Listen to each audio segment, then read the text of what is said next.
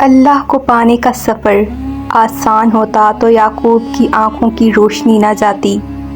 ایمان کمزور پڑ جاتا ہے، کوئی بات نہیں۔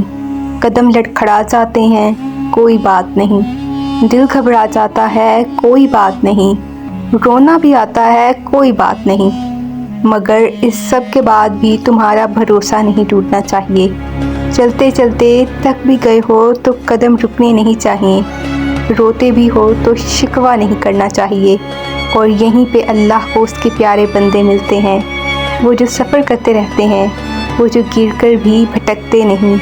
اور یہی یقین تمہیں اللہ کا بنا دیتا ہے، کیونکہ اللہ کو تو بس تمہارا یقین دیکھنا ہے۔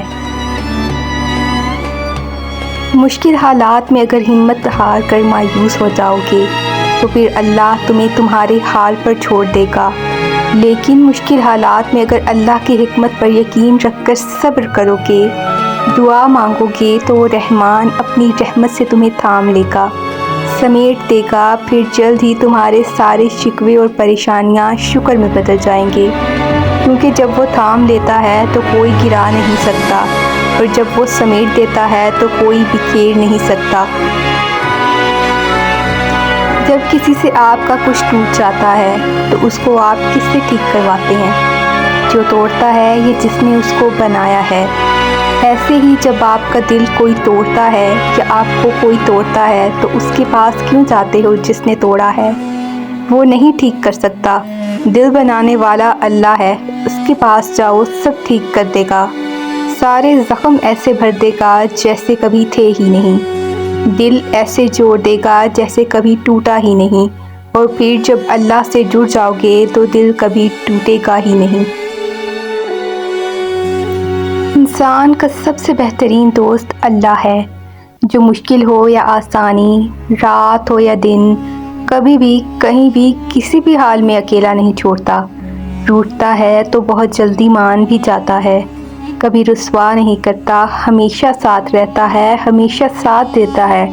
اور اللہ سے دوستی کے بعد پھر ایک وقت آتا ہے جب آپ کو تنہائی سے ڈر نہیں لگتا، اکیلا رہنا برا نہیں لگتا، آنکھوں میں لوگوں کی وجہ سے آنسو نہیں گرتے، ہونٹوں پہ ہر وقت مسکراہٹ رہتی ہے، ہم سے کوئی بات کرے نہ کرے، دل ہمیشہ مطمئن رہتا ہے۔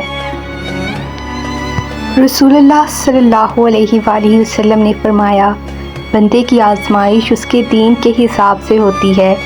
اگر وہ اپنے دین میں پختہ اور مضبوط ہو تو اس کی آزمائش بھی زیادہ ہوتی ہے، اور اگر اس کا ایمان کمزور ہو تو اس کی آزمائش اسی حساب سے کم ہوتی ہے۔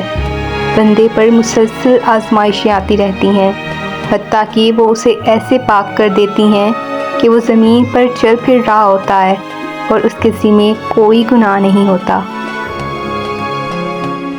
کون اچھا ہے اور کون برا، نہ جانے لوگ اس بات کا فیصلہ کیسے کر لیتے ہیں۔ جن باتوں کا علم صرف اللہ کو ہے، یہ لوگ کیسے ان باتوں کو جاننے کا حق رکھتے ہیں؟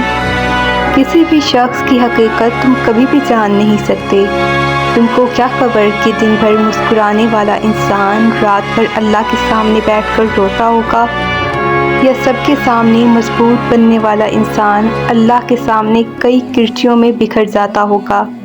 تبھی اللہ نے قرآن مجید میں ارشاد فرمایا ہے، روز محشر کوئی کسی کا بوجھ نہیں اٹھائے گا۔